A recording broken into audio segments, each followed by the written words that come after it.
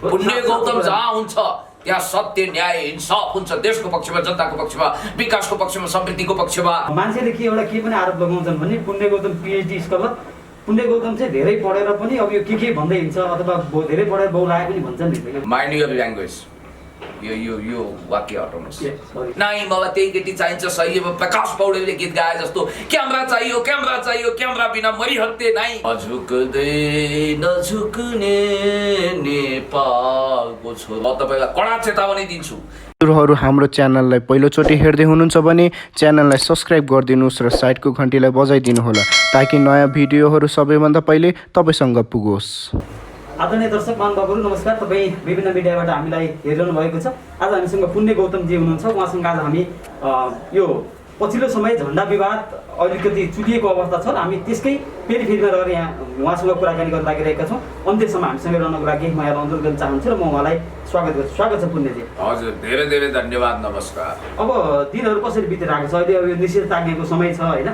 अब यहाँ त एकदम मिडियाबाट टाढा रहन नसक्ने मान्छे होइन, यो दिनहरू कसरी बितिरहेको छ? अहिले मिडियाहरू पहिला जस्तो के छ, भेट भइरहेको अवस्था छ कि छैन? न मिडियासँग टाँसिएको छु, चुम्बन गरेको छु, न त मिडियाबाट भाग्दै कतै एउटा एकान्त खोज्दै हिँडेको छु। होइन, मेरो दिनचर्या मिडिया चाहिँ एकदमै नजिक भयो। पुण्य गौतम चाहिँ अब मिडिया सँगसँगै लिएर हिँड्छ, जहाँ जानु पऱ्यो पनि भन्ने एउटा आरोप छ क्या तपाईँलाई? तपाईँ सधैँ मसँग हिँड्नु भएको छ र यस्तो आरोप लगाउनुहुन्छ। आरोप होइन, त्यो साँचो कुरा होला। किनभने पुण्य गौतम जहाँ हुन्छ त्यहाँ सत्य न्याय इन्साफ हुन्छ। देशको पक्षमा, जनताको पक्षमा, विकासको पक्षमा, समृद्धिको पक्षमा। हर हमेसा भ्रष्टाचार विरुद्ध, अपराध विरुद्ध, हर किसिमको विकृति विसङ्गति विरुद्ध पुण्य गौतम ठिङ्ग सती साल जस्तो भएर दर खर उभिने हुनाले मिडियाले एक हिसाबले भन्नुपर्दा कहिलेकाहीँ पुण्य गौतमलाई असीम अनुकम्पा सहित पछ्याउनुहुन्छ, कहिलेकाहीँ गाली पनि गर्नुहुन्छ, कहिलेकाहीँ ताली पनि ठोक्नुहुन्छ।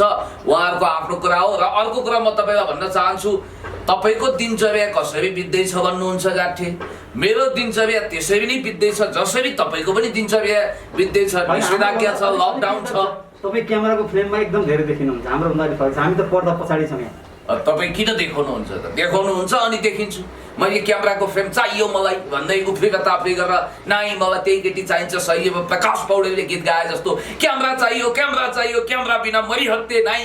म त एकदम क्यामेरा बिना अधुरो अपुरो हुन्छु भनेको छु र तपाईँ पनि आउनुहुन्छ, खिच्नुहुन्छ, लानुहुन्छ। पुण्य गौतम छैन भन्छन् मान्छेहरू, एउटा वेटै छैन भन्छन् पुण्य गौतम। खास के हो त्यो? वेट किन छैन? 70-75 किलो छु। तपाईँ बरु वेट कम भएको मान्छे हुनुहुन्छ। धेरै ठुलो हावा हुरी उन्डरी आयो भने तपाईँलाई एउटा दरो खरो ज्याकेट दिएर पठाउँछु। साथमा तपाईँको त्यो ज्याकेटमा 2 किलो ढुङ्गा पनि हालिदिन्छु ताकि फु गर्दा ठानकोट जाने खालको सुकी ढल ज्यान नउडोस् हावामा। खालि तपाईँ आफै पत्रकारहरूलाई चाहिँ सुर्ती बट्टारिया कुरा भन्नुहुन्छ तर तपाईँ होइन, आफै सुर्ती बट्टारिया स्टाइलको कुरा आइरहनु भएको छ। खास के हो? पत्रकार हुन नसकेका लामा पिउपा पुतली, यो पुतली बन्ने प्रक्रिया छ।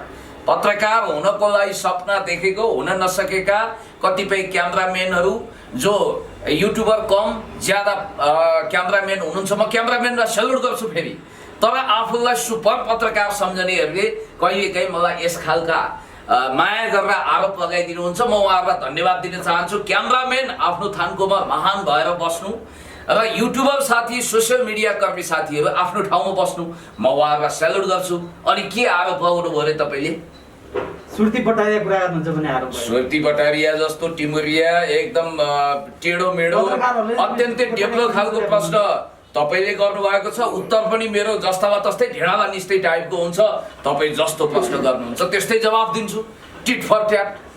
अब मान्छेले के पनि आरोप लगाउँछन् भने पुण्य गौतम PhD स्कलर, पुण्य गौतम चाहिँ धेरै पढेर पनि अब यो के भन्दै हिँड्छ अथवा धेरै पढेर बहुलाए पनि भन्छन् नि। यो खास के हो? Mind your language. यो वाक्य हटाउनुहोस्। कन्टिन्यू गर्नुहोस् न। किन अब होइन, त्यो वाक्य हटाउनुहोस्। काट्न मिल्छ सर? नत्र इन्टरभ्यू गरिदिनु नि भयो। होइन, तपाईँको एउटा कुरा के भने जो महापागलहरूका छोरा नाति छन्, पाटन हस्पिटल वा राँचीबाट भर्खरै भागेर आएका छन् नि, त्यसले लक्ष्मीप्रसाद देवकोटालाई हिजो तिनका पूर्वजहरूले पागल भने। उहाँले पागल कविता लेख्नु।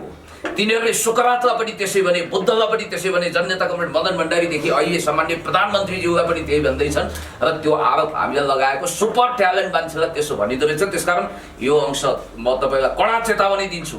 र अर्को कुरो हो डेफिनेटली हामीले पढेका छौँ, बुझेका छौँ, लेखेका छौँ, नपढ्ने गवार अनपढ एकदम भुस्तिग्रे अशिक्षित मान्छेलाई चाहिँ सम्मान गर्ने अनि पढ्ने मान्छेको झाको झार्ने, यो कुन परम्परा, कुन जङ्गली सभ्यताबाट भर्खरै सुरुङबाट छिरेर रामा पिथेगसबाट पहिला मान्छे हुनुहोस् तपाईहरु त्यो भन्नेहरु, त्यसपछि अनि हामी तपाईको प्रश्नको जवाफ दिउँला। भनेपछि महाकवि लक्ष्मीप्रसाद देवकोटालाई पनि चाहिँ मान्छेले यस्तै आरोप लगाएको थियो भने तपाईको एउटा प्रश्नोत्तर त थिएन नि त, इतिहास पढ्नु भएको छैन त। ल अरु के प्रश्न हुन्छ? अब हामी यो झण्डातिरको कुरा गरौँ। खास गरी नेपालको झण्डा जलाइएको छ, त्यो विषयमा चाहिँ तपाईले असहमतिहरू अथवा तिनीहरूलाई चाहिँ कडा कारबाही गर्नुपर्छ भन्ने कुराहरू पनि राख्दै आइरहनु भएको छ विभिन्न मिडियामा। खास त्यो झण्डा जलाउनु चाहिँ अब त्यो विषयमा चाहिँ के छ, तपाईले कसरी बुझ्नु भएको छ? झण्डा भनेको राष्ट्रिय स्वाभिमानको प्रतीक हो। झण्डा भनेको हाम्रो मूल्य हो, आदर्श हो, हाम्रो जीवन पद्धति हो। झण्डा भनेको राष्ट्रियताको प्रतीक हो। चन्द्र सूर्य अंकित महान राष्ट्रिय झण्डा जसमा सपूतहरूको शहीदहरूको रगत लतपतिएको छ, त्यही शहीदहरू जसको रगतले नेपालको सीमा रेखा कोरेको छ हो, त्यस्तो महान चन्द्र सूर्य अंकित तीन कुनै झण्डा संसारले अद्वितीय सबैले गौरव गर्न सक्ने राष्ट्रिय स्वाभिमानको हिमाल भएर फरफराइरहेको हाम्रो राष्ट्रिय झण्डा जसलाई हामी ढोक्छौँ, सम्मान गर्छौँ, सल्युट गर्छौँ, त्यो झण्डा जलाउने कुरो सपनामा पनि कसैले देख्न सक्दैन। त्यो झण्डा केवल डन्डामा गाँसिएको 2-3 मिटरको कपडा मात्रै होइन, त्यो तपाईको मुटु हो, कलेजो हो। त्यहाँ झण्डा मात्रै जलेन साथी हो, त्यहाँ त हाम्रो मुटु कलेजो जलेको छ, नेपाली राष्ट्रिय स्वाभिमान हरहरी जलेको छ। त्यस कारणले गर्दाखेरि म तपाईलाई भन्न चाहन्छु, खबरदार राष्ट्रिय झण्डा विरुद्ध कसैले आँखा नचम्काउनु, हात नलम्काउनु। राष्ट्रिय झण्डा भनेको महान छ, हाम्रो झण्डा मौलिक छ, हाम्रो देशको परिचय हो, हाम्रो सार्थकता हो। यो महान झण्डा तीन कुने यो जुन खालको हाम्रो झण्डा छ, त्यो झण्डालाई ग्याल्जेन दोर्जे तामाङ नामक भाइले एउटा गीत बनाउँदाखेरि जलाउनु भएछ।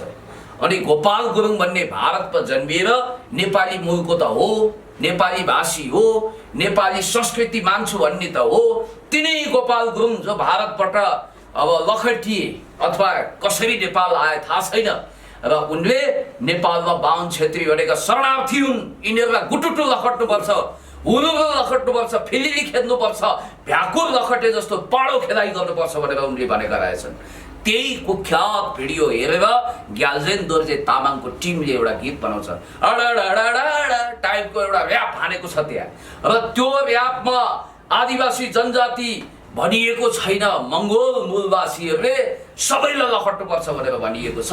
र हाम्रो महान टोपी जसलाई ग्याल्जेन दोर्जे तामाङले एकचोटि सम्झना गर्दै श्रद्धाञ्जली पनि दिनुपर्छ, गोपाल योन्जन जस्ता महान सङ्गीतकार। मेरो टोपी कैलाशको शिर जस्तो भनेर गाउने गोपाल योन्जन जसले म झुक्दै नझुक्ने नेपालको छोरो जस्तो महान गीत गाउनु भएको छ हो। त्यो टोपीलाई पनि कचाककुचुक पारिएको छ, झण्डा जलाइएको छ। त्यसकारण त्यो आपत्तिजनक कुरामा हामीले घोर भर्सना गर्दै कानुनले त वाला आकाश पताल धुई पताल यत्र तत्र सर्वत्र, चाहे सातौं आसमान माथि उकुन, चाहे जमिन मुनि छुपुन, जहाँ गए पनि धुई पत्ताल खोजेर कडाभन्दा कडा सजाय दिन्थ्यो नि। प्रचलित ऐन नियम कानुन अनुसार कतिले अतिवादी कुरा गरिरहेका छन्, उहाँलाई फाँसी दिनुपर्छ रे, के गर्नुपर्छ रे, फलाना यान त्यान ढिस्काना गर्नुपर्छ भनेर भनिरहेका छन्, त्यो पनि अतिवादी तर्क हो। अर्कोतिर 7 खत माफी दिउँ, त्यो त एउटा कपडा जलाएको आदि इत्यादि पनि भनिरहेका छन्। म यो दुवै अतिवादी तर्कको बीचमा के भन्न चाहन्छु भने, हाम्रो महान झण्डाको विषयमा कुरा गरिरहँदा यो देशमा आदिवासी जनजाति मूलवासी मंगोल जो भन्नुहोस् 99.9% देशभक्त हुनुहुन्छ। तपाईलाई थाहा छ, मेरो नेपाल प्यारो नेपाल, मेरो नेपाल मेरो देश मलाई लाग्छ प्यारो। यो गीत कसले गायो? राजु लामाजीले। फेरि त्यो ब्यान्डको नाम के? Mongolian heart. आफूलाई मंगोलियन भन्नेहरूले एकचोटि सोचुन्। राजु लामाजी आज अमेरिकामा हुनुहुन्छ, शरीर त अमेरिकामा छ, मन पंक्षी जस्तो भरर उडेर आउँछ र नेपाललाई माया गरिराख्छ। अनि सयौं थुङ्गा फुलका हामी एउटै माला नेपाली, सार्वभौम भई फैलिएका मेची महाकाली। वाह रे वाह, क्या गजबको राष्ट्रिय गीत छ। कसले लेख्यो यो? व्याकुल माइलाजी। व्याकुल माइलाजी भनेको को? व्याकुल माइलाको थर के हो? राई हो। यसमा संगीत कसले भर्यो? महान सङ्गीतज्ञ अमर गुरुङजी, उहाँहरू चाहिँ मङ्गलवासी अथवा एक हिसाबले भन्नुपर्दा उहाँहरू जनजाति आदिवासी होइन, पक्कै हो। त्यस कारणले गर्दाखेरि म भन्न चाहन्छु, देशलाई हृदयभरि सजाउने बाहुन, छेत्री, राई, लिम्बू, तामाङ, गुरुङ, मगर, आदिवासी जनजाति, महिला, दलित, मधेसी, हर कोही, मुस्लिम, सीमान्तकृत, अल्पसङ्ख्यक, लैङ्गिक हिसाबले, जातीय हिसाबले, वर्गीय हिसाबले, सबै हिसाबले नेपाल 4 वर्ण 36 जातको साझा फुलदारी हो। इन्द्रेणी भाइ देशको इन्द्रेणी भाइ संस्कृतिलाई स्वीकार गर्नुपर्छ। ग्याल्जेन दोर्जे तामाङ भाइ अहिले आफ्नो अपराधको दण्ड भोग्नको लागि करापझ्याप भएर अहिले अदालतको कठघरामा उभिँदैछन्। उनलाई कानुनले सजाय दिन्छ। अतिवादी कुरा नगरौँ र झन्डा जलाउनेलाई कसैले पनि 5 खत माफ वा 7 खत माफ गर्न सक्दैन। भनेपछि अब यो एउटा झन्डा जलाउने कुरा मात्र भने यहाँ चाहिँ आर्यन र यो मङ्गोलियन बिचमा चाहिँ एउटा द्वन्द्व पैदा गर्ने स्थिति पनि सिर्जना भएको देखियो त्यो गीतले गर्दा। तपाईँले यसलाई चाहिँ कसरी बुझ्नु भएको छ? भाइले ठिकै भन्नुभयो, ठिकै बुझ्नुभयो तपाईँले। यो देशमा एक हिसाबले भन्नुपर्दा हामी कस्तो सहिष्णु छौँ भने हामी त्रेतायुगको कैकैले जस्तो कुनै जाति, कुनै भाषा, कुनै धर्म, कुनै वर्ण, कुनै लिङ्गलाई काखमा राखेर अरू सबैलाई पाखा गर्ने त्रेतायुगको कैकै वाला सोचमा छैनौँ। राज्यले सर्वधर्म समभाव, यसको मतलब पेल्दा झेल्दा ठेलठाल गरेर धर्म परिवर्तन गर्ने, किनकान गर्ने, धर्मको ठेकदारी चलाउने पेटी कन्ट्र्याक्टरलाई माफ गर्छ यो होइन।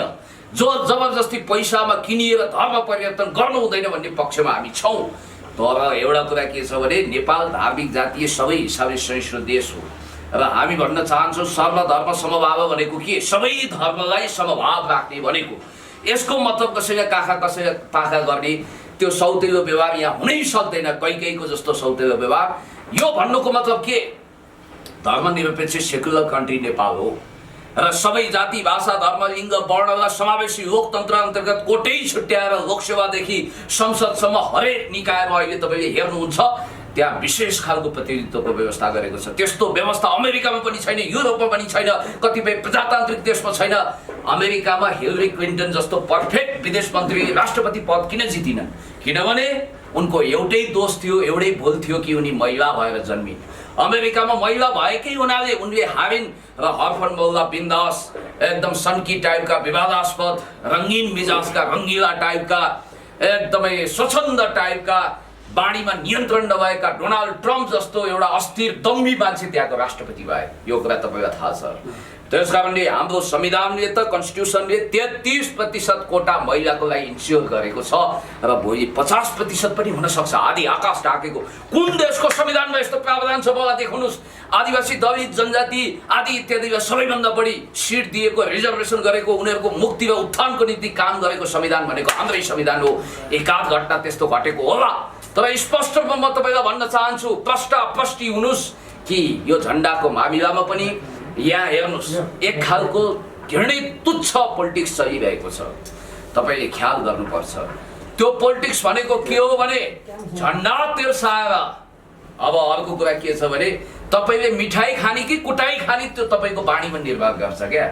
अब यसो सुन्दाखेरि एकजना मान्छेले के गरेछ भने ठ्याक्क घुम्दै गएछ कुनै ठाउँ, ब्राह्मणको पुत्र, अलि अब बोली त्यस्तै खालको थियो, टर्रो खालको पनि हुन्थ्यो कहिलेकाहीँ, अरू बेला त सुमधुर बाणी प्रकट गर्थ्यो। घुम्दै गएको अब 3 पानी बाहुनलाई जति बढी कसला लाग्ला र अब म जस्तो मान्छे, तपाईँ जस्तो मान्छे सबै को हुन्छन् र? हामी पो जाँड रक्सी, चुरोट, बिडी, खैनी, सुपारी, पान, गाँजा, भाङ केही खाँदैनौँ। कतिपय मान्छे त जाँडको घ्याम्पामा आकण्ठ डुबेका छन्। ती साथीले पनि 3 पानी लगाइदिएछन्। रानीको छोरो भन्दैछन् एकजनालाई, पछि एकदम पञ्चभलात्मी बसेर के भनिस् भन्दा, अरे बाबा तपाईँहरूले के सुन्नुभयो? मैले भन्छु रानीको छोरो, तपाईँहरू सुन्नुहुन्छ रानीको छोरो, म गर्छु आग्राको कुरो, तपाईँ गर्नुहुन्छ गाग्राको कुरो भन्ने बित्तिकै अघिसम्म डन्डा लगाउन तयार भएका सबै तिग्रेहरूले, सबै महिषासुर जस्ता एकदम डनहरूले त त्यसपछि तुरुन्तै खसी ढालेछन्। कति राम्रो कुरो गरेको उहाँले भनेर। एउटै शब्द, एउटा मान्छेको मायाले कति फरक पार्दछ जिन्दगीमा भने जस्तो एउटै शब्दले पनि कति कमाल गर्छ।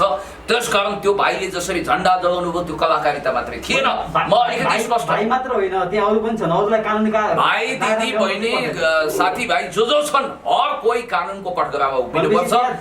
कसुर अनुसारको सजाय। हाम्रो न्यायले भनेको दुधको दुध पानीको पानी छुट्याउन सक्षम राजहंस जस्तो छ। गान्धारी पट्टी बाँधेर बसेका यो युधिष्ठिरकालीन समयका धृतराष्ट्रहरू होइनन्, न्यायाधीशहरू भनेका न्यायमूर्ति हुन्, अदालत न्यायको मन्दिर हो, दुधको दुध पानीको पानी छुट्याउने राजहंसको भूमिका त्यहाँ निर्वाह हुन्छ, कसुर अनुसार सजाय अवश्य पनि भोग्छ। अर्को कुरा तपाईँले गरेको प्रश्नको जवाब मैले टुङ्ग्याएको छैन। The Clash of Civilisation and Remaking of Old Order written by Samuel P Huntington, हामी पिएचडी सरको लागि त्यो गीता सरको महत्त्वपूर्ण ग्रन्थ मानिन्छ। त्यो घोकेर जाति जाति वर्ण वर्ण लिङ्ग लिङ्ग भेष भाषा संस्कृतिको बिचमा काट्न छिन बचाउने जातीय साम्प्रदायिक द्वन्द्वको एउटा मैदान नेपाललाई बनाउने, परेड ग्राउन्ड बनाउने, द्वन्द्वको कारखाना खडा गर्ने, अनि सन् 90 को दशकको हुटु र तुलसी जुदाएर रुवान्डालाई जसरी विच्छेद बनाए, अहिले पल कागबेले सम्हालेर नेपाल जस्तै शान्ति र समृद्धिको क्षेत्रमा अगाडि भव्य पहल गर्दै अगाडि बढिरहेको छ रुवान्डा। त्यस कारणले गर्दाखेरि नेपालमा जातीय साम्प्रदायिक दङ्गा भड्काउने, दङ्गा फसाद बचाउन चाहने, धमिलो पानीमा माछा मार्न चाहने कुत्सित षड्यन्त्रकारीहरूले जब भारतमा झन्डा जल्छ नि, रहस्यमय कुरा म तपाईँलाई भन्दैछु, भारतमा झन्डा जलेको बेला भारतमै जन्मिएर नेपाली बाहुन क्षेत्रीलाई खेल्नुपर्छ, यिनीहरू शरणार्थी हो भनेर कुतर्क गरेर हलाहल विष प्रकट गर्ने भारतमा जन्मिएका गोपाल गुरुङ, नेपाली मूलका गोपाल गुरुङले भनेका कुरा टिभीका अभिव्यक्तिहरूलाई एकदम गीता जस्तो मन्त्र जपेर या केही मान्छेहरूले झन्डा जलाउनलाई एक हिसाबले तपाईँको खोरमा सिङ्गारी बाख्रो हराउनु र जङ्गलमा चितुवा कराउनुको संयोग मान्नुहुन्छ कि यो सुनियोजित षड्यन्त्र मान्नुहुन्छ? कहिलेकाहीँ छट्टु स्यालले नि चिल्लायो चिल्लायो भनेर हल्ला गरिदिन्छ, अनि त्यसपछि माउ र चल्ला छोपेर ठ्याक्क अब मालिकले त चिलतिर हेर्छ, अनि छट्टु स्यालले यताबाट चल्ला र माउ छोपेर टाप कस्छ के। त्यस्तो स्थिति षड्यन्त्र पनि हुनसक्छ। त्यसकारण देशी विदेशी प्रतिक्रियावादी षड्यन्त्रकारीहरूले हात हातमा नचाहेका युरो डलर भारूमा आफ्नो हातमा बेचेका यस खालका छौडाहरू, यस खालका धन्दा सेठ जगर सेठहरू जो वास्तवमै इन्डो वेस्टसँग टिल्ट भएका छन्, त्यस्ता अन्डर कभर एजेन्टहरूले नेपालको राष्ट्रिय सार्वभौमसत्ता, अखण्डता, भौगोलिक स्वतन्त्रता, नेपालको नेसनल सोभरेनिटी, टेरिटोरियल इन्टिग्रिटी, इन्डिपेन्डेन्सीमाथि अहिले हलाहल विष प्रकट गरिरहेका छन्। हामी भन्न चाहन्छौँ ग्याल्जेन दोर्जेन भाइ, तपाईँले राष्ट्रिय झन्डा एकचोटि फेरि ढोग्नुहोस्, माफी माग्नुहोस्, कन्फेसन्स गर्नुहोस्। जिन्ज्या क्रुसोको भाषामा भन्नुपर्दा कन्फेसन्स भन्दा ठुलो कुरो केही पनि छैन। र तपाईँले जनतासँग माफी माग्नुपर्छ, तपाईँले आत्मआलोचना गर्नुपर्छ। राष्ट्रिय महान झन्डा जिन्दाबाद, र तपाईँले आफ्नो कसुर अनुसार सजाय त भोग्नुपर्छ। र म यही भन्न चाहन्छु, यहाँ एकाथरी हेर्नुहोस्, लोकतन्त्र मास्न चाहने वडा सदस्यमा पनि जमानत गुमाएकाहरू र अर्को थरी उग्र जातिवादीहरूले देशलाई रुवान्डा बनाउन खोजिरहेका छौँ। त्यस्तो हुन हामी किमार्थ दिनेवाला छैन। त्यही त अब त्यही गीतको शब्दलाई साबटी लिने हो भने पनि होइन, त्यहाँ चाहिँ छेत्री बाहुनलाई चाहिँ शरणार्थी भनेको छ। के वास्तवमा छेत्री बाहुन शरणार्थी नै हुन्छ त्यसो भए? कसरी हुन्? कोही पनि शरणार्थी छैनन्। हामी वंशजका बकैदा नागरिक हौँ, किनभने नेपालमा आदिवासी जनजाति, दलित, महिला आदि इत्यादि भनेर हामीले समावेशी प्रजातन्त्रको एउटा सुन्दर अभ्यास गरेको तपाईँलाई थाहा छ। जातीय वर्गीय लिङ्गीय सबै हिसाबले नेपालको समावेशी प्रजातन्त्र एउटा इन्द्रणीमय छ। र बाहुन, छेत्री, राई, लिम्बू, तामाङ, गुरुङ, मगर आदि इत्यादि जो हुनुहुन्छ, थारू, मधेसी, दलित, सबै हामी आदिवासी हौँ, सबै हामी मूलवासी हौँ। त्यस कारणले गर्दाखेरि इतिहासको गलत व्याख्या गरेर हामीले कहिले भन्यौँ तपाईँहरू मङ्गोलहरू मङ्गोलियाबाट माइग्रेट भएर आएको भन्यौँ? हामी के भन्छौँ भने हर कसैको नेपाली वंशज नागरिकको यो देशमा उत्तिकै अधिकार छ। फलाना तिलाना ढिस्काना चाहिँ यस्तो, हामी चाहिँ त्यस्तो, हामी चाहिँ विशेष खालका, तिमीहरू चाहिँ अलिकति कमसल खालका, खबरदार यसो गर्न पाइँदैन। त्यही त त्यो गीतको भिडियो हेर्दाखेरि नाङ्गो ठडाएर हात्ती तर्सिँदैन। जुन छेत्री बाहुन समुदायबाट चाहिँ प्रतिनिधित्व गर्ने शीर्ष नेताहरू होइन, नेपाली काङ्ग्रेस, त्यसपछि नेकपा लगायत पूर्व राजा ज्ञानेन्द्र शाह, पृथ्वीनारायण शाह लगायतको फोटोहरू चाहिँ प्रष्ट रूपमा जलाइएको देखिया छ त्यो झन्डासँगै होइन। भनेपछि यो यो यो के हो? यसलाई कुण्ठाको रूपमा लिनुहुन्छ कि तपाईँ? यो के चाहिँ हो तपाईँको विचारमा चाहिँ के जस्तो लाग्छ? यो एक हिसाबले भन्नुपर्दा नेपाललाई द्वन्द्वको भुङ्ग्रोमा जाग्ने लोकतान्त्रिक संस्कार र चरित्रलाई मटिया मेट बनाउने एक खालको कन्स्पिरेसी थ्योरी हो भन्दाखेरि फरक पर्दैन। म यति कुरा भन्छु, रहस्यको पर्दा उग्रिँदै जान्छ। अर्को कुरा के छ भने महान चन्द्र सूर्य अङ्कित नेपालको झन्डा जो सपुतहरूको रगतले लतपतिएको छ, त्यो झन्डाको एउटा तपाईँले चन्द्रमा माथि देख्नुहुन्छ, सूर्य तल देख्नुहुन्छ, त्यसको अर्थ के? युनिफायर किङ पृथ्वीनारायण शाह चन्द्रवंशी हुनुहुन्थ्यो। उहाँले सूर्यवंशी राजा शासकहरूलाई हराएको हुनाले प्रतीकको रूपमा चन्द्र सूर्य राख्नुभयो। सूर्य प्रतीक के हो भने यो राप तापले प्रज्वलित भएको भगवती पोल्ने खालको एउटा प्रज्वलित प्रतीक हो भने चन्द्रमा शीतल हुन्छ, मायालु हुन्छ, दयालु हुन्छ। सूर्य लडाइँको प्रतीक होला वीरताको प्रतीक होला, चन्द्रमा माया करुणा प्रेमको प्रतीक होला। त्यसकारण संसारमै दुर्लभ अत्यन्तै सुन्दर यो म तपाईलाई एउटा कुरा भन्न चाहन्छु, जननी जन्मभूमि स्वर्गादपि गरिएसी mother land are greater than heaven. आमा र देश स्वर्गभन्दा प्यारो हुन्छ भन्ने मान्यताको आधारमा हाम्रो राष्ट्रिय झण्डा, मैले यही विषयमा राष्ट्रकवि महाकवि के अरे राष्ट्रकवि माधव प्रसाद घिमिरेज्यूलाई पनि श्रद्धाञ्जली दिन चाहन्छु। गाउँछ गीत नेपाली ज्योतिको पङ्ख उचाली, जय जय जय नेपाल सुन्दर शान्त विशाल, सुन्दर शान्त विशाल। धेरै गायकलाई लज्जित बनाउँछ मेरो स्वरले, किनभने म त बाथरुम सिङ्गर हुन पनि असफल। र म भन्न चाहन्छु यो महान झन्डाको इज्जत गरौँ, कदर गरौँ, यसलाई सम्मान गरौँ। झन्डा नक्सा महान हुन्, कतिपयले कुतर्क गरिरहेका छन्, केकको कुरा गरिरहेका छन्। म तपाईँलाई भन्छु केक भनेको चाहिँ कस्तो प्रतीक हो भने तपाईँले सबैभन्दा बढी माया गरेको वस्तुलाई प्रिय संस्कृतिभित्र पर्दैन नि त। सुन्नु न, म ग्लोबल ट्रेन्ड तपाईँलाई बताउँदैछु, हाम्रो संस्कृतिभित्र पनि ती कुराहरू आउँदैछन् हो। म यो कुरा मान्छु कि जनताको चेतनाको लेभल अनुसार काम गर्नुपर्छ। कुण्ड कुण्ड पानी हुन्छ, मुण्ड मुण्ड बुद्धि हुन्छ, अलिकति त्यसमा हेक्का राखिनु पर्थ्यो भन्ने गुनासोलाई हामी सुनवाई गर्नुपर्छ। तर यो अरू कुरा अन्त चैतमा जन्त भने जस्तो उहिले यो प्रश्नको जवाब दिइसकिएको, अहिले पनि एकदम अर्बाङ्गो खालको प्रश्न तेर्साइएको छ।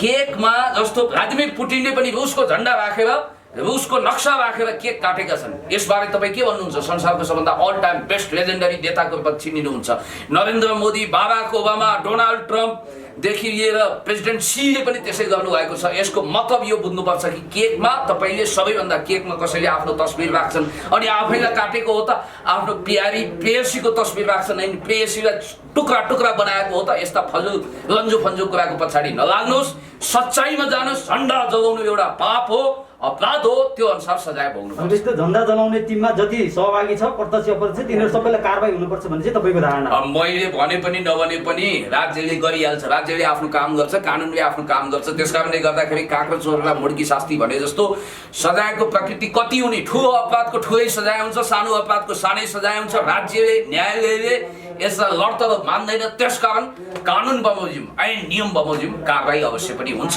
र म चाहन्छु रत्नाकर डाकु पनि वाल्मिकी बनेको छ, त्यसकारणले गर्दाखेरि उहाँहरूको पनि रूपान्तरण होस्, उहाँहरूको पनि हित होस्। मलाई आश्चर्य लाग्छ कतिपय आदिवासी दलित जनजाति मूलवासी मङ्गोलियनहरूले मैले उहाँलाई तपाईँ भनेकोमा तल एकदम दुर्वासा बनेर रातो रातो आँखा पारेर आग्नेय वर्षा गरेर किन तपाईँ भनेको भनेर मामुवाला गाली गलौज गरेको मैले पाएँ। त्यसकारण देशभक्तहरूको अहिले हृदय भतभती पोलेको छ। म चाहन्छु या बुढी मरी भन्ने होइन, काल पल्क्यो भन्ने हो। वनसाङ्गो घरसाङ्गो भन्दा पनि खतरनाक, के अरे घरसाङ्गो वनसाङ्गो भन्दा पनि खतरनाक छ। त्यसकारणले गर्दाखेरि अहिले यो नजिर बस्न दिनु हुँदैन कि झन्डा जलाउँदै केही हुँदो रहेछ, फलाना गर्दैमा केही हुँदैन भन्ने यो नजिर बस्नु हुँदैन। र कानुन बमोजिम उहाँहरू जुनसुकै जातको, जुनसुकै भाषाको, जुनसुकै लिङ्गको भए पनि कारबाही हुन्छ। हिस्ट्रीलाई हामी जस्तै देश खारेज गर्नुपर्छ भनेर नारा लगाएकी थिइन्। म त भन्छु उनलाई पनि कारबाहीको दायरामा ल्याउनु पर्यो। महान देश विरुद्ध बगावत गर्ने गगन थापा र मिनेन्द्र रिजालहरू युरोपको भ्रमणमा जाँदाखेरि बकैदा म तपाईँलाई भन्न चाहन्छु, सुन्नुहोस्।